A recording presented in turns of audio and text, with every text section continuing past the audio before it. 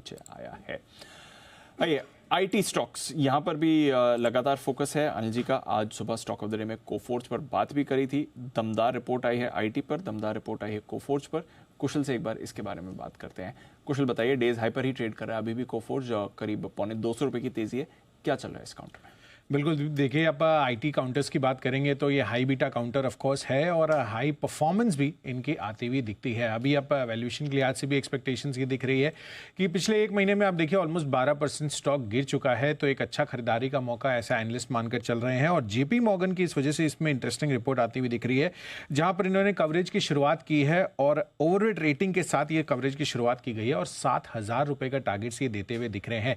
तो यहाँ पर इनके खुद के अपने रीजंस हैं। सबसे पहला तो यही है कि जिस तरह से कंपनी एग्जीक्यूशन कर रही है वहां से इनको बहुत अच्छा बुलिशनेस नजर आ रहा है, उससे बहुत सारा कॉन्फिडेंस इनको दिख रहा है, क्योंकि जिस तरह से कंपनी ने डाउन साइकिल में परफॉर्मेंस दी है वो काफी बढ़िया रही है और आगे चलकर ये एक्सपेक्ट कर रहे हैं कि मजबूत रेवेन्यू ग्रोथ और साथ ही जो फ्री कैश फ्लो कन्वर्जन हैं वो भी कंपनी के बढ़िया रूप में होते हुए दिखेंगे। तो यहां पर एक strong free cash flow generation की ये एक्सपेक्टेशंस लगाकर चल रहे हैं। यही नहीं, जो इनके मौजूदा ग्राहक है उसमें और फर्दर ये माइनिंग करते हुए नजर आएंगे, जिसके अंतर्गत आप देखिए तो यहां पर जो एग्जिस्टिंग क्लाइंट्स हैं उसमें और क्रॉस सेलिंग अपॉर्चुनिटीज इनके लिए बनती हुई दिख रही है। यही नहीं, शानदार अर्निंग ग्रोथ के साथ कंपनी की रीजनेबल वैल्यूएशन है। तो वैल्यूएशन के लिहाज से भी जैसे मैंने आपको बताया कि स्टॉक ऑलरेडी पिछले एक महीने में करीबन 12% करेक्ट हो चुका था, तो एक अच्छा एंट्री का मौका अगर आप आईटी स्टॉक्स में, मिड कैप आईटी स्टॉक्स में देख रहे हैं तो वो जेपी मॉर्गन की तरफ से वो मानकर चल रहे हैं कि ये बन सकता है और इसी वजह से इन्होंने ओवरवेट रेटिंग के साथ अपनी कवरेज की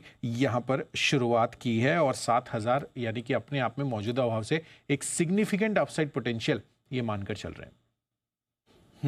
तो सिग्निफिकेंट अपसाइड पोटेंशियल यहाँ पर मान के चल रहे हैं कोफोर्ज के लिए। स्टॉक में भी जबरदस्त एक्शन बना हुआ है। एक बार इसके चार्ट पर भी राय लेते हैं। सुबह जो अनिल जी ने टारगेट दिए थे वो तो आ ही गए। मेहुल जी जरा कोफोर्ज का चार्ट देखेंगे और सब और इसके बारे में फ्रेश लेवल्स बताएं सर।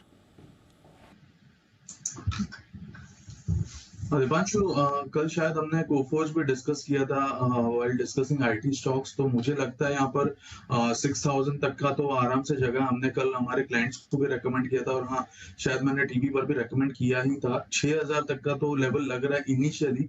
उसके बाद मुझे लगता है 60 to 50 तक का भी बाउंस यहाँ पर आ सकता है। ओवरऑल यहाँ पर डाउन साइड में जो 5500 के आसपास का जो लो बना है 200 दिन के मूविंग एवरेज के पास, वो एक स्ट्रॉन्ग बेस बन चुका है। यहाँ पर अगर कभी भी डिप आता है फिर से 5700 के आसपास, तो एक बाइंग अपॉर्चुनिटी होगी। अपसाइड में 6,000 और 6200 के टारगेट्स रहेंगे। ओके, तो अपसाइड में 6,000 और 6200 के टारगेट्स के लिए यहाँ पर रखिए नज़र।